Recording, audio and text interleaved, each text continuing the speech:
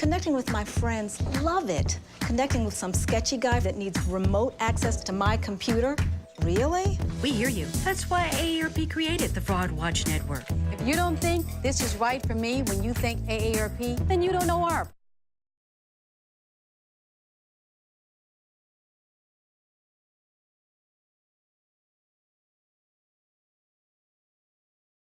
Harriet has been a very close friend. We were trying to remember, when did we first meet? We met at Smart Growth Conference when we were still trying to figure out what Smart Growth was back in, I think, 2000. I think we sent Rachel in 1999, and then I got to meet Harriet in about 2000.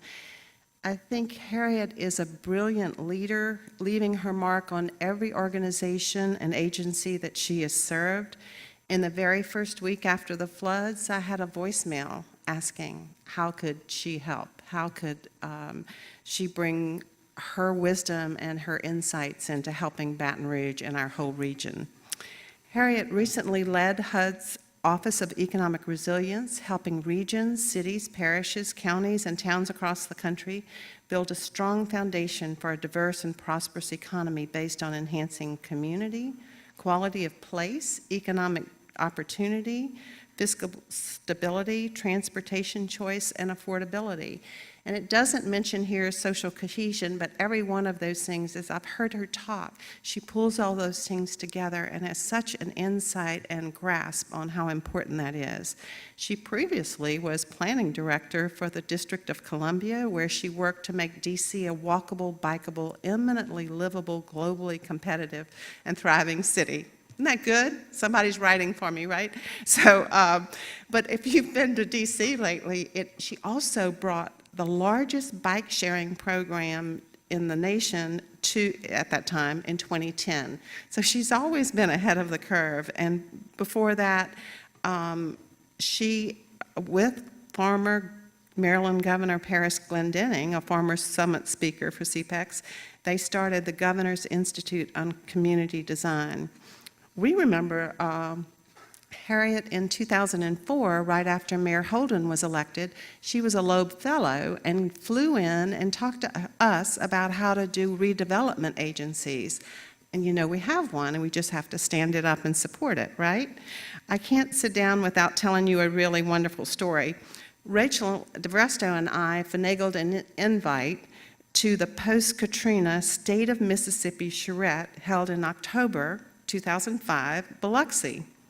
We reunited with Harriet and met her brand new husband, and they decided to spend their honeymoon with the planners and FEMA people in Mississippi. So that shows you. They chose to spend their honeymoon with us at a barely open, decent hotel, barely decent, on the Gulf Coast. So please give a very warm welcome to my dear friend and colleague, Harriet Tregoning. Harriet.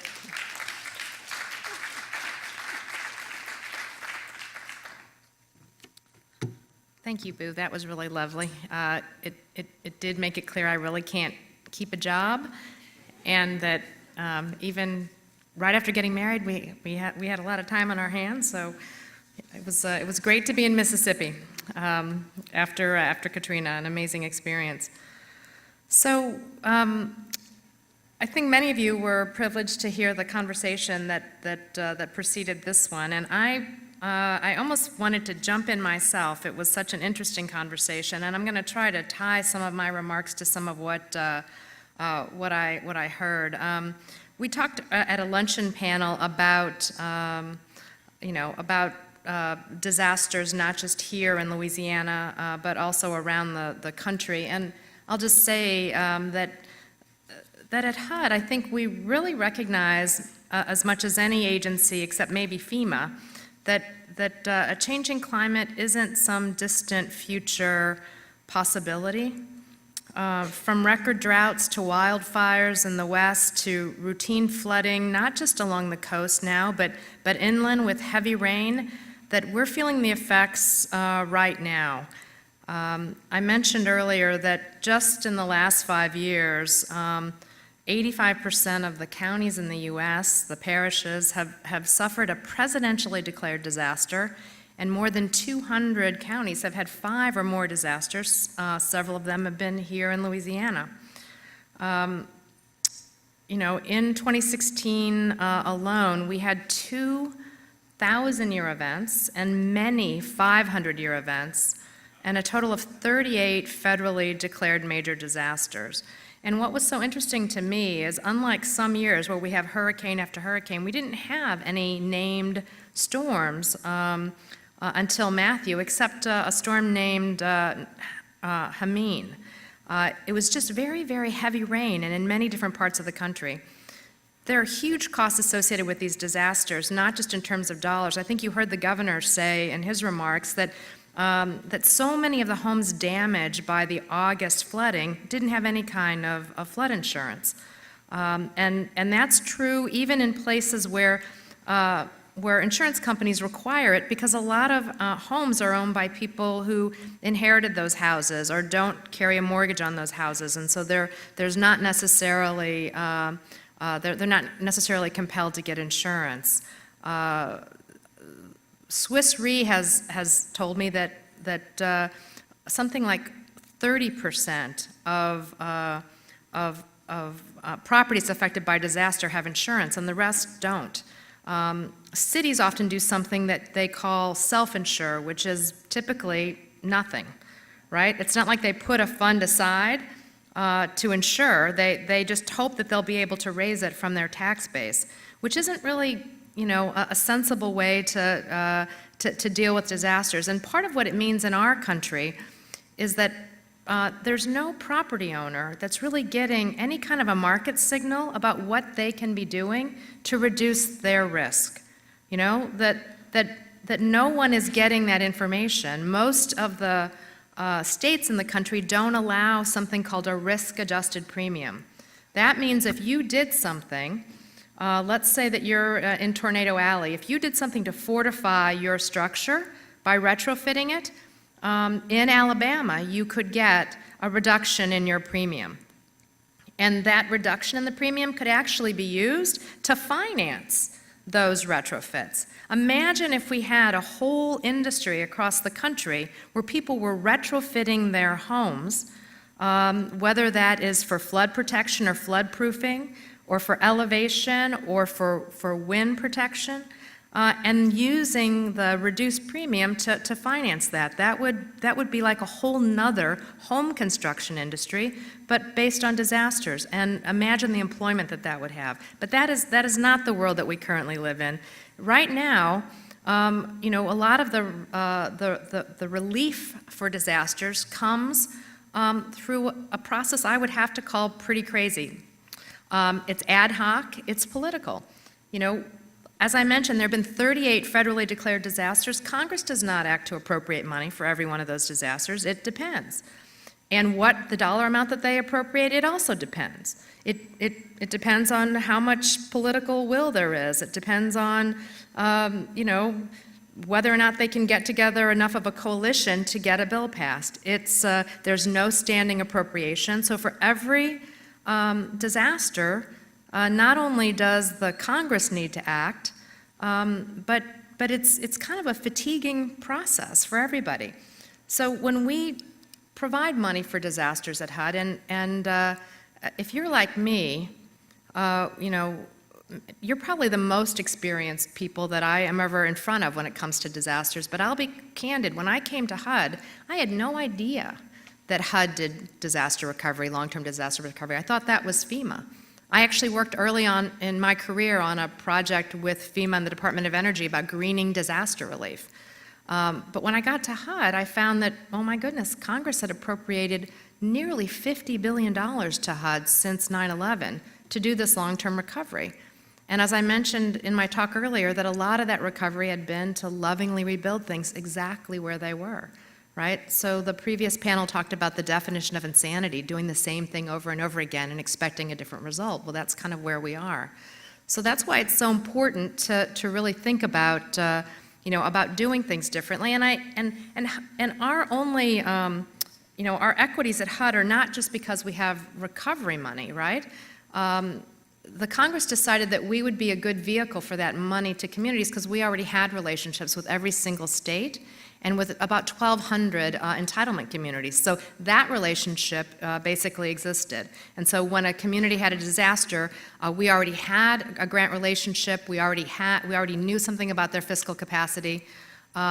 What people didn't necessarily know is sometimes after a disaster, the amount of money a community might get might be 10 times what they would normally get, 15 times, 20 times. And the staff that they would need to have to manage that disaster would have to grow exponentially. And you have to ask yourself, is the government good at that? Is, rapidly increasing and rapidly shrinking to meet the demands? Probably not so much, but that's the system that we have. At HUD, we also care about disasters for a lot of other reasons. So more than any other agency of the federal government, we focus on the vulnerable. Low and moderate income households, the homeless, the elderly, the disabled. And so, these are the very people that in a disaster have the least means to recover, are often in the most vulnerable locations. Before there was a HUD, there was affordable housing. That affordable housing was where the land was the cheapest. And where was the land the cheapest? In places that flooded a lot, in places that were next to a noxious use. I mean, that was where affordable housing historically was in a lot of communities. And those hazards are exacerbated by a changing climate and by severe weather.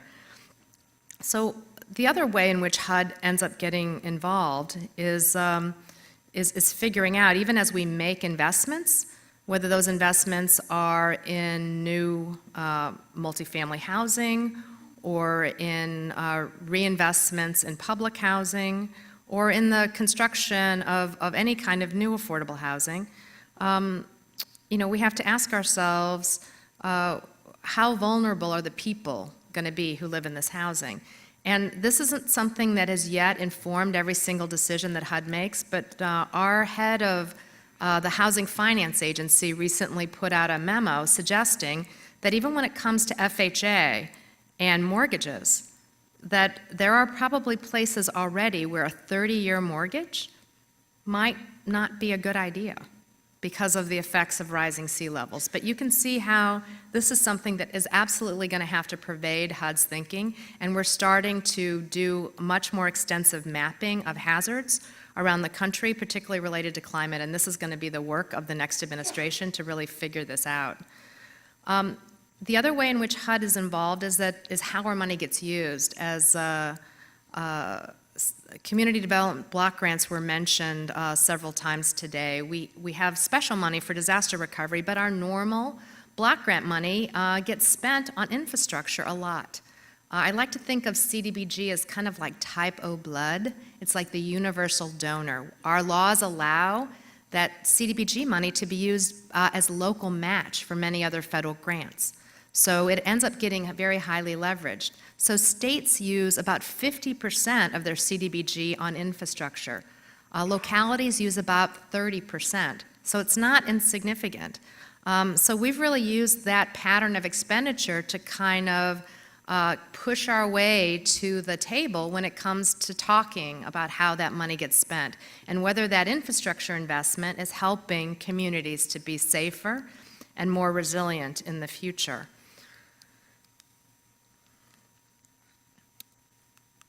So what I wanted to say about this is that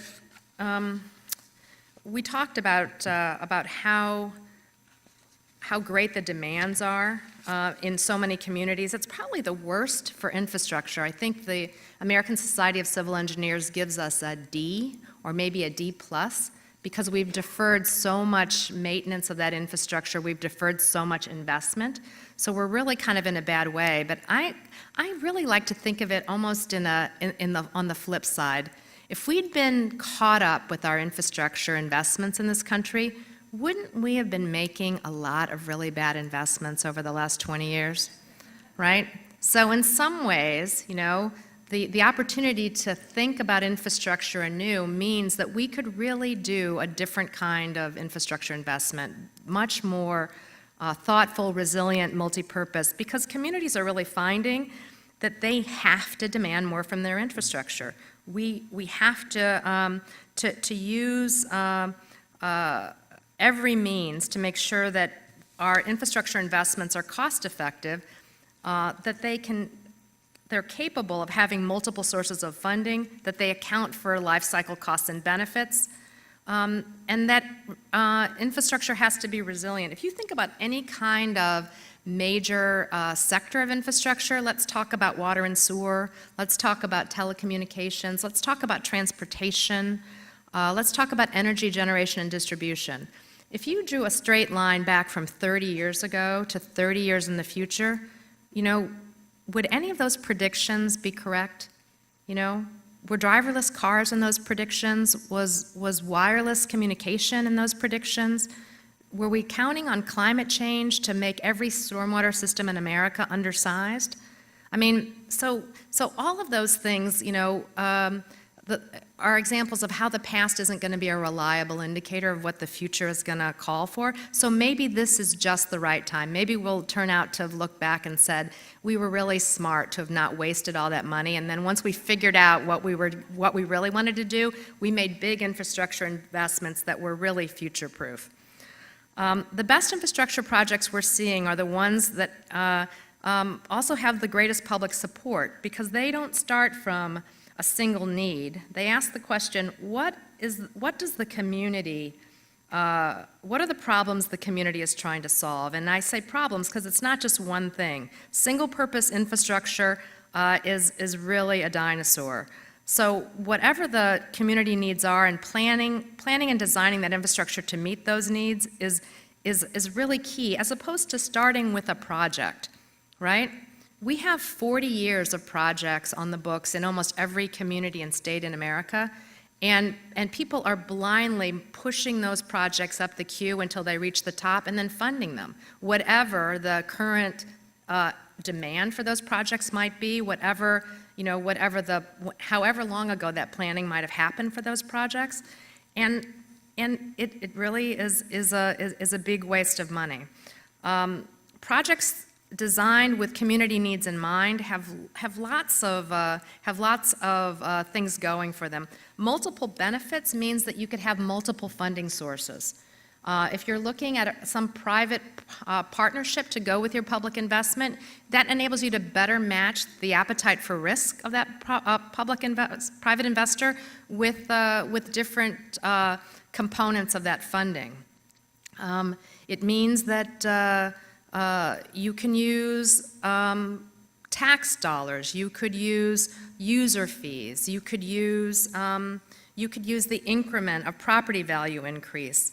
Multiple benefits also means more support from the community. A lot of times the private sector is afraid to get involved because of something they call entitlement risk, that the project may never get approved. It might not meet the environmental requirements. It might face a lot of community opposition. But what if you plan the project with the community and it met a lot of those community objectives? In fact, if you looked at almost every category of investor risk, this kind of an approach to infrastructure really reduces those risks, right? We actually have projects in this country that are totally in danger of being either functionally obsolete because the demand has shifted so radically, or inundated from disasters before they're even paid off.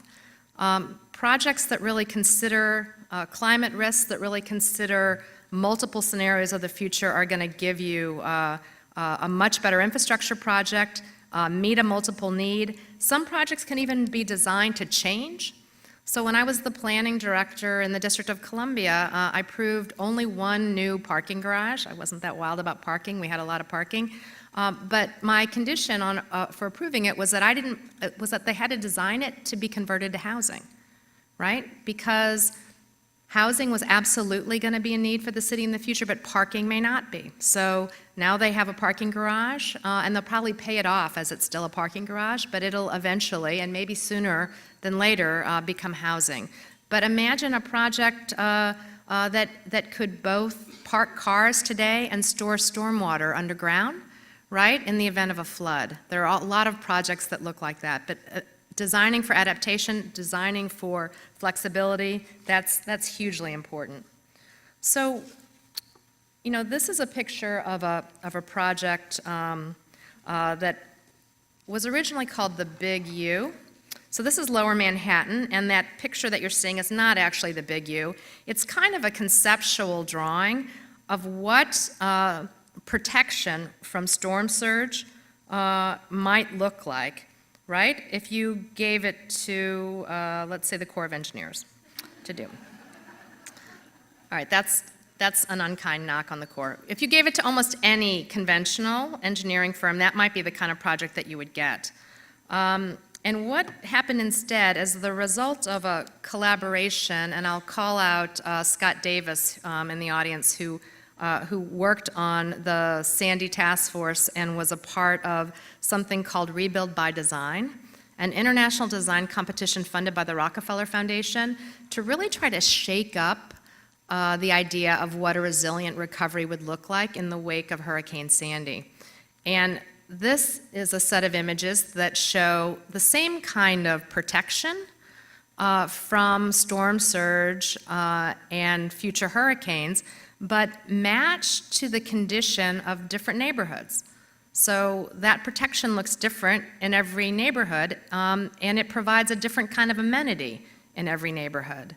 So that project became known as the Big U, and now they're calling it the Dry Line to kind of be the counterpoint to the High Line.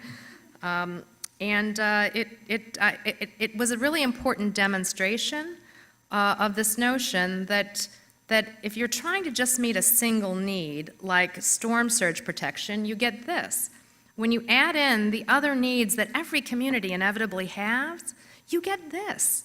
Something that gives a benefit to communities every single day, not just on the days when you're having a catastrophic storm surge. And why isn't all of our infrastructure like this, providing that kind of an amenity and a benefit? So that Rebuild by Design was actually the start of a longer collaboration between HUD and the Rockefeller Foundation. And you might ask yourself this question: why would the federal government need to partner with a foundation? Don't we print the money in the federal government? So the answer is that not just the federal government, but every level of government isn't good at everything. Sometimes we're awful at some things. And the idea behind the partnership with Rockefeller was not about their money. It was about things that they could do and wanted to do that we couldn't do. So, for example, we ended up with about $1 billion left over, not yet spent, needing to allocate it from the Hurricane Sandy disaster.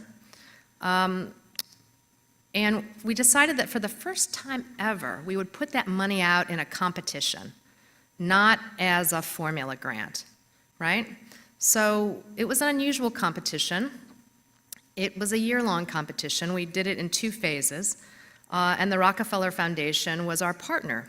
HUD has very strict rules about competitions. Once we open a competition, we can't even say a word to the competitors. We can't do anything, we really can't communicate with them except to answer questions that we have to publish in an FAQ that goes out to the entire world.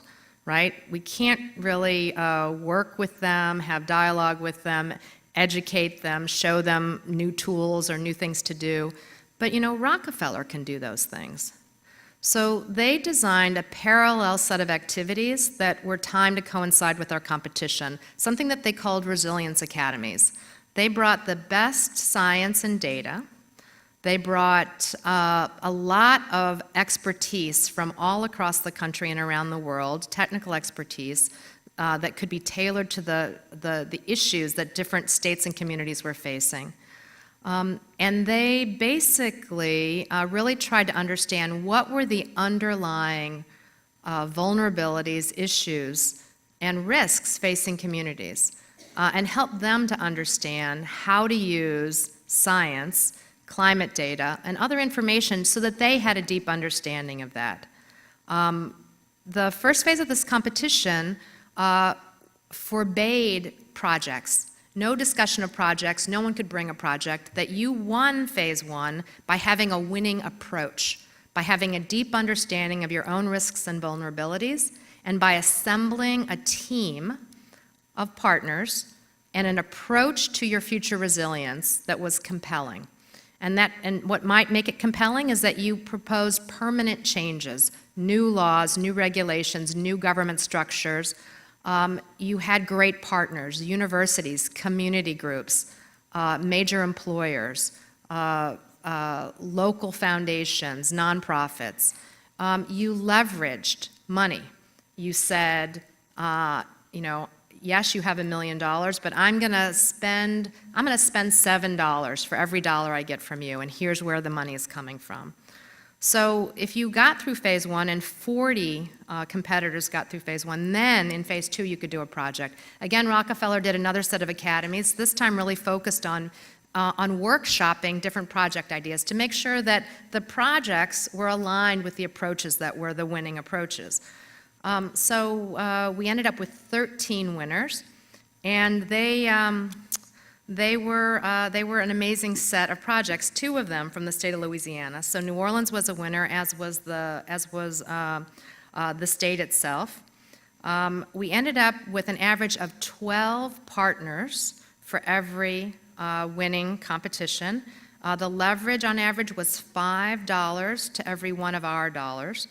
And what was really most gratifying to me was that the losers of the competition said to me that if they had it to do all over again, they would enter it again, even knowing that they were going to lose, because the partnerships that they formed, the knowledge that they gained, the approach that they took changed a lot of things about how they were going to invest in their state or in their community. And for me, that was really huge, because whether you're the state or the local government or the federal government, there's never enough money to solve all the problems that are out there. But what if the process of putting the money out actually encouraged people to form the very relationships and the very approaches that would make them most likely to be successful, even if they didn't get our federal dollars. And many of the projects that people proposed, they went on to implement, in some form or fashion. This was a hard competition.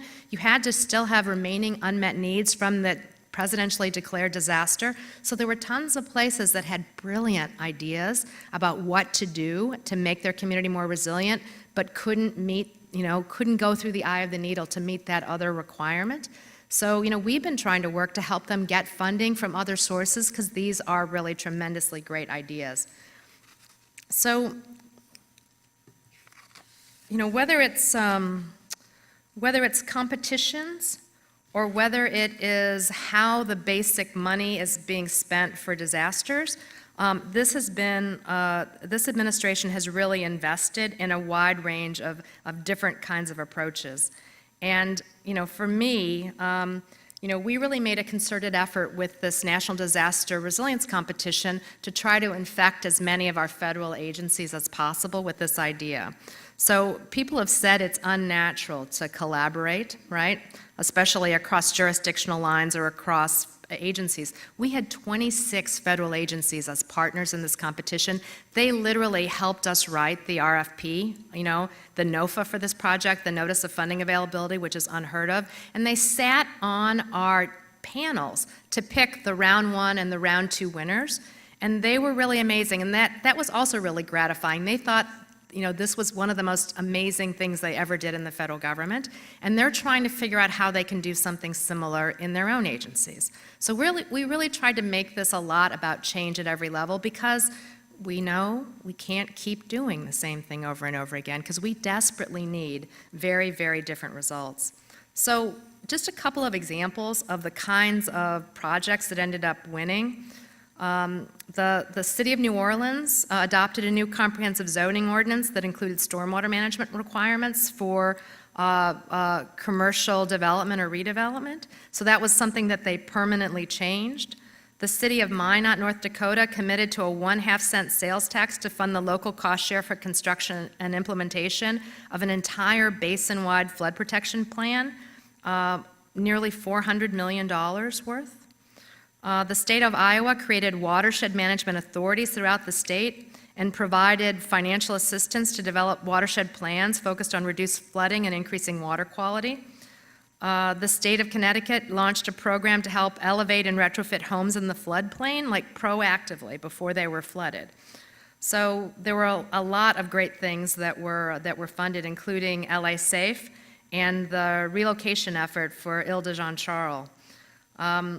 We're also doing things within HUD to try to address some of these climate issues. We formed an executive-level climate council, and we actually spend a lot of time and energy on the mitigation side of climate still, and for good reason. This is another example of where we have great alignment with private sector multifamily building owners. HUD spends $6 billion a year on utilities, right? We'd love to spend that money on shelter.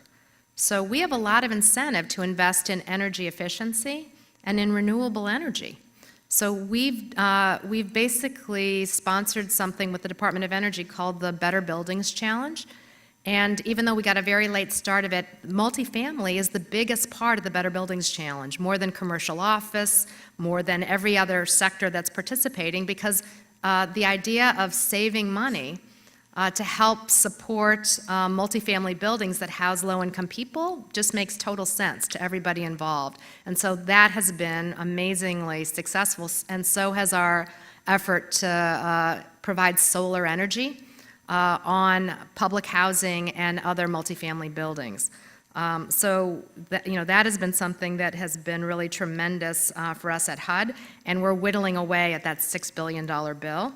And very excited to be doing that. The Climate Council is also looking at all existing building construction requirements with the goal of aligning those requirements with the very best model building codes, including standards for resilient construction.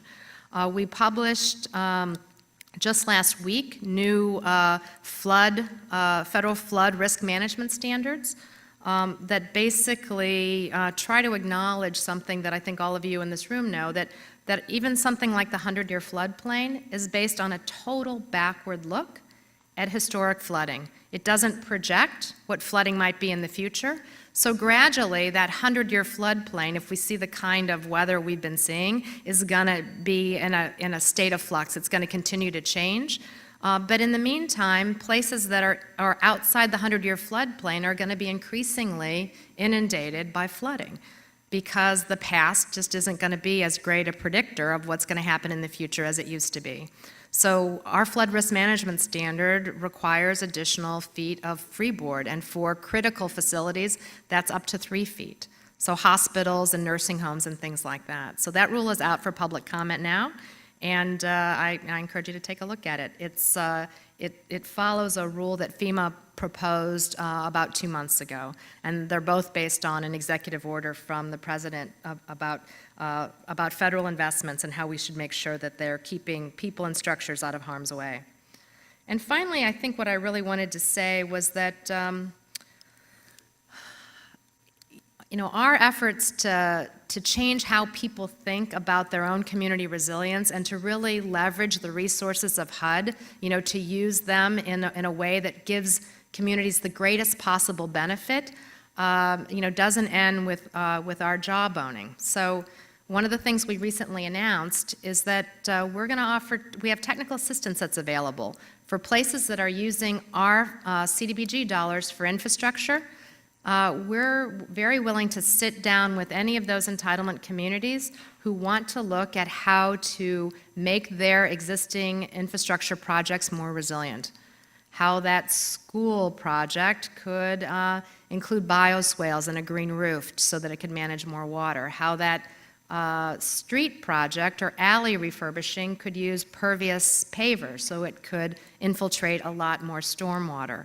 How to make small tweaks to the investments that they're already going to be making in infrastructure to help contribute to their resilience. And so that's the first time HUD has ever done that, and we're really excited to see what kind of projects communities come up with.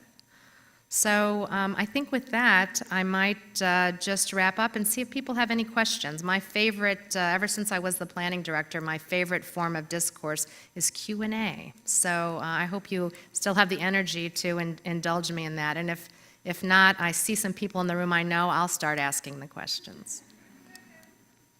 Cassius.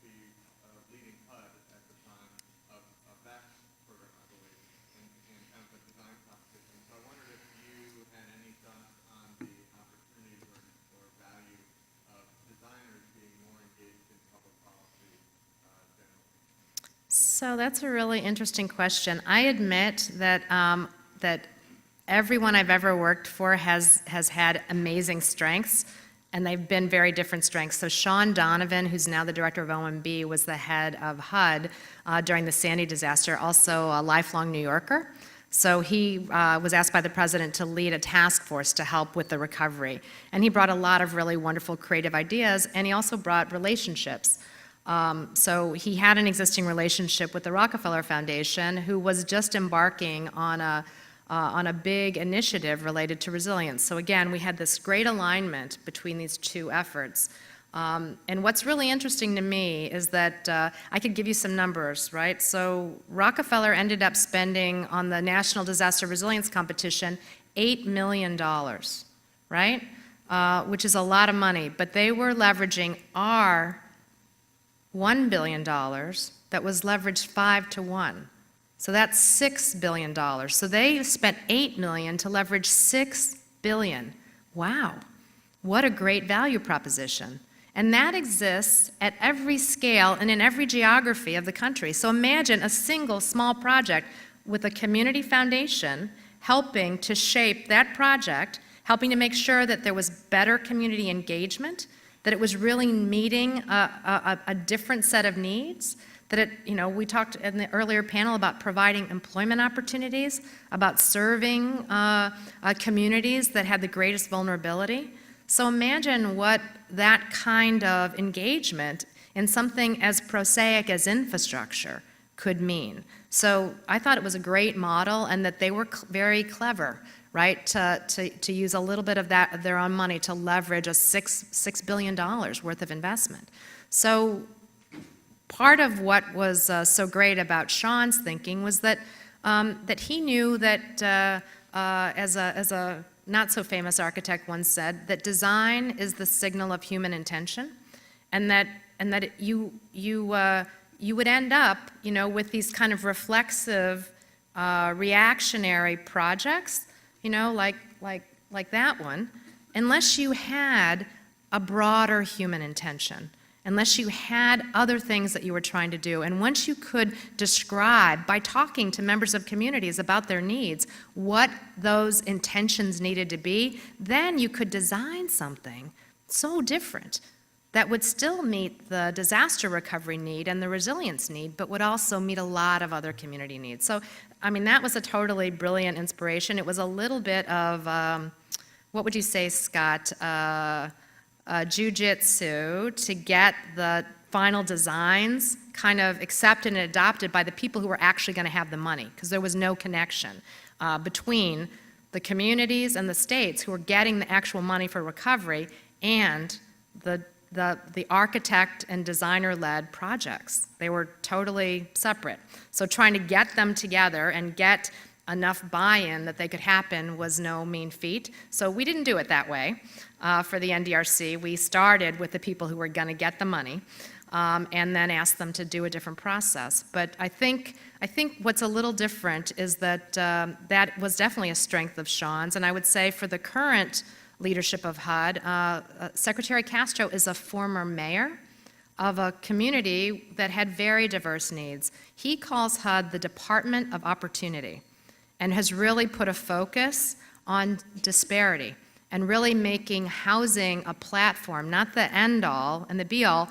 but the platform from which all other aspirations can be met, and really focused on economic mobility and really changing long-standing patterns of racial and ethnic concentrations of poverty. So very different people, very different approaches, but both really amazing. And thanks to Secretary Castro, we have been working very closely with a lot of mayors who I would certainly say, having worked, this is my third mayor in a row that I've worked for, I guess, they are kind of amazing creatures, both intensely competitive with each other and unbelievably open-handed and generous with their innovation, right? They'll send their staff to your city to help you stand up a program that is based on something that they tried, and then they'll cheer you all the way when you surpass what they were able to do. So, different strengths and weaknesses, but we need all kinds of intelligence and all kinds of approaches, I think, to solve the big problems that we have. So, questions? Other questions? I know some of you by name. I'm going to go down the row. Yes, sir. What would be the prospects of HUD moving forward with the requirement that future products have solar arrays, or, God forbid, geothermal HVACs as a part of the requirements for new construction? So what's interesting about this is that a lot of cities have adopted, a lot of jurisdictions have adopted very far-reaching codes. So the city I worked for had the most stringent green building code in the country, for example. And so in HUD money spent in that city builds green buildings, has to by law, right? So even when we adopt new codes, which we do episodically, there's already 30% of the population served by cities that are already on to the next code by the time we adopt what we're doing. So I can't say we're totally leading, but we're helping to bring up the rear, to make those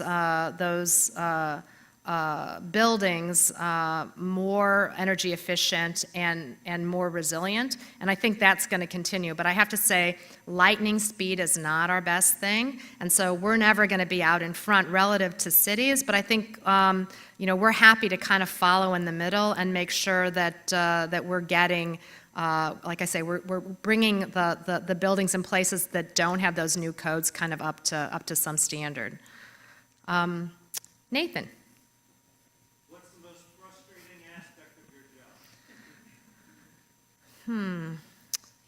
It's funny, because I've worked at these different levels of government. The federal bureaucracy is really frustrating, but I've had such a blast in this job, and gotten to do a lot of collaborative things with other agencies and gotten to work with my favorite things, cities, and local governments. But I do think that we don't focus enough on the big picture, maybe. That would be my frustration. So I work at the Department of Housing and Urban Development. In our country, we serve 1 out of every 4 households that are income qualified to get affordable housing, right? 1 out of 4. Part of that used to be because lots of places provided market rate affordability, right? So, just because there wasn't so much demand that you could live without a subsidy, even if you're poor, in a market rate unit. But in the places in the country that are producing the most jobs, that is long gone. So that's a real difficulty. Let me ask you guys a question. This is my favorite question. How many of you live in publicly subsidized housing? Raise your hands. Okay. How many of you itemize your mortgage interest deduction on your taxes? Okay. Well, you live in publicly subsidized housing, and that's the conversation we are not having in our country, right? That subsidy, which I dearly love, right? It honestly isn't the difference between me owning a house or not at this point, right? It might have been at the very beginning, but it's not now. And that home mortgage interest deduction skews very much to the wealthiest folks in America. And sometimes I have to ask, wouldn't we be better off if more people could get into a house, right, and build their wealth and build their assets that way? So we spend between $140 and $160 billion a year on the home mortgage interest deduction, the capital gains exclusion. Do you know that one? You and your spouse every 2 years could sell a house and pocket tax-free $500,000 worth of capital gain every 2 years. I mean, you'd have to live in a pretty hot market for that to be the case, but that's theoretically possible, right? We don't favor any other kind of investment with that treatment. And I know that we want homes to be wealth building, but creating that particular incentive really turns it into a different kind of a proposition, right, than a home. So we spend, in contrast, about, even counting the low-income housing tax credit, a much, much smaller proportion, let's say 40 or 50 billion a year, on all the affordable housing subsidies in the country, compared to 40 versus 140. So, you know, that's a frustration. That's a big frustration for me, and we almost never have that conversation, but I feel like we're dealing with the change in the couch cushions and without ever talking about it. So thanks for answering my question. That's always very helpful. Yes, sir. You know, in Peter Calthorpe's book on climate change, he has some calculations that all of the things we do to make our houses more efficient, our vehicles more efficient, in the aggregate, don't do as much to reduce the drivers of climate change as building walkable urbanism. So a lot of has been made of the partnership between HUD and Department of Energy and Department of Transportation that was initiated by the Obama administration. As we near the end of that administration, could you comment on how that collaboration is actually working? What would you credit it with, and do you see it continuing into the future? I would add the Environmental Protection Agency to that initial collaboration, and it's now grown to include the USDA and the Department of Commerce. So I would say that that unnatural act of partnering among federal agencies has become much more natural. So I go from, originally it was 3 agencies, you know, in 2008, 2009, we had 26 agencies on the NDRC, right?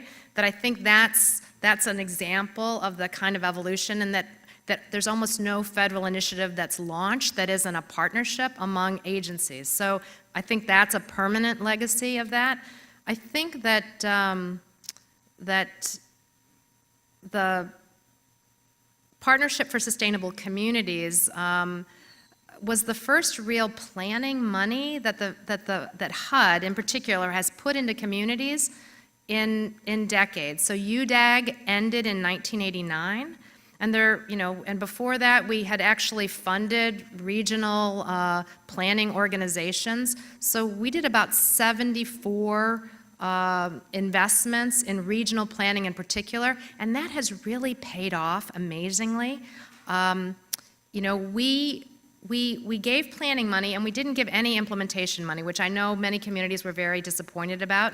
But it turns out that places that collaborate on their future, they establish goals, metrics for their performance, partnerships, they evidence a very deep understanding of the issues facing the community, their risks and vulnerabilities, that a coalition of those entities that goes into any federal agency for a grant kills it. Kills it. They outcompete everybody else because nobody is applying in that way. Nobody has, all of that kind of social capital and collaboration so much on board. We said we were giving people a preference, and we asked federal agencies to consider, a preference for those things. But the bottom line was they totally outcompeted other places because they were so well prepared. So they got a lot of federal grants, these partnerships that went through these regional plans. And even several years later, the institutions that were created through that planning process exist in most of these communities, and they are now trying to tackle these pernicious issues of long-standing concentrations of these racial and ethnic concentrations of poverty as part of implementing a regulation to affirmatively further fair housing. So it's been an amazing thing. For me, that has been a really great thing. And planning doesn't get enough respect, right? It's the Rodney Dangerfield of the design profession. And I have to say the results on the ground from that investment have been really, really tremendous. All told, 147 places, including regions, $250 million of investment, just incredible return for that federal dollar. So yeah, I think that was great, and I hope that it indeed goes forward. We wrote some. I can send you a link to a couple of things that we wrote, kind of like a message in the bottle to the future about how that kind of work could be the foundation for other things, including better infrastructure investments. So, any other questions people want to lob out? Yes? Are there any plans to continue the Resilience Academies beyond the end of this, and particularly to open the process to some communities that may not be eligible for grants but want to participate in that, take advantage of those resources? So it's a good question. So this is a Rockefeller thing. So they now have basically brought Resilience Academies to the world. They're doing them all around the globe. But we're still trying to innovate with them on Resilience Academies that might be designed for around very specific projects. So, every state and locality has a 5 or 6 year capital improvement plan with a bunch of projects in it. So one of the things we'd like to do a Resilience Academy around, and we've proposed it to Rockefeller, is around a community's CIP. Let's go to Lafayette, or let's go to Baker, let's open the CIP, and let's see if there are projects already in the queue for funding that could be tweaked to deliver these resilience benefits. That's what we'd like to try to help communities figure out, and that's also the idea behind our technical assistance offering at HUD. So, yes? You mentioned collaborating with other agencies, and I wondered, healthcare is a big expenditure. How do you see opportunities to use healthcare dollars to improve housing outcomes that reduce healthcare expenses?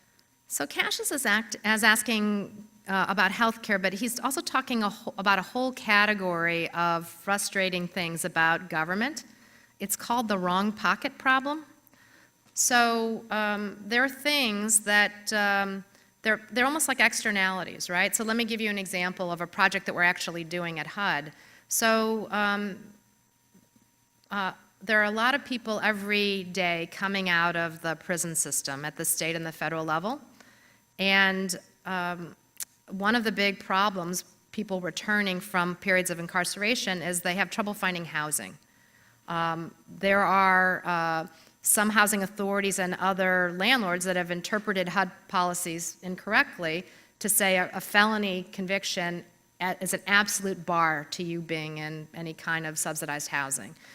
At the same time, we have pretty scarce homeless dollars, right? So it wouldn't be really fair to ask communities to put the returning prisoners at the front of the queue, for homeless dollars. So when people can't find a home after getting out of jail, they, not surprisingly, often become recidivist and end up going back into prison, right, which is very costly. So it might be better if the prison system had an interim housing solution, right, for people coming out of prison. So we're doing a project with the Department of Justice and in a half a dozen communities where we're finding a third party to help provide the housing and agree that payments will be made. So if the prison system ends up saving money, then the state would pay, right? They would pay the project sponsor, right, who's otherwise fronting the money for these housing investments, so that we can get around that wrong pocket problem. But it exists, in so many areas, right? So we don't fix these problems because the agency that would benefit isn't the agency that can invest in the solution, right? So trying to figure out how to do this is has actually been a significant amount of work that the Obama administration has done. So you asked about health.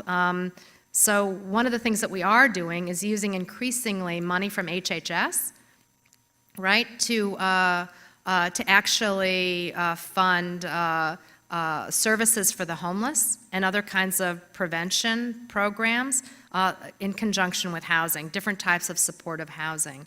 And I think the more that we learn about those cost savings, I think the easier it's going to be to make the argument, but we're still pretty much in the early stages of it. But that's government at every level, but it is frustrating to know that there's a real tangible benefit and that the society would be better off, but we have these issues with appropriations committees and budgets that really prevent us from doing the thing that makes the most sense. So if I was king or queen, I would change all that. But any other questions? Well, you've been really great audience, and thank you so much for indulging me in my favorite type of discourse. I really love the Q&A, so I appreciate your being such good sports about that. And congratulations on 2 days of really exciting discussion. I'm very hopeful about the state of Louisiana, the Baton Rouge region, and I hope that, in particular, and I hope that we all take some of the things that we've heard about and learned over these last 2 days and really put them to work. You know, the rest of the country's really counting on you. Thank you.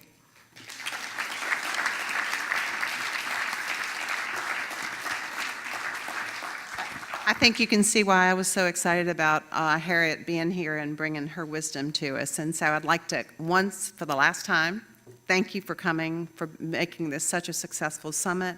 Thank you, Harriet, for everything that you've done for Louisiana and will continue to do, but really the wisdom and insights are phenomenal. Thank you.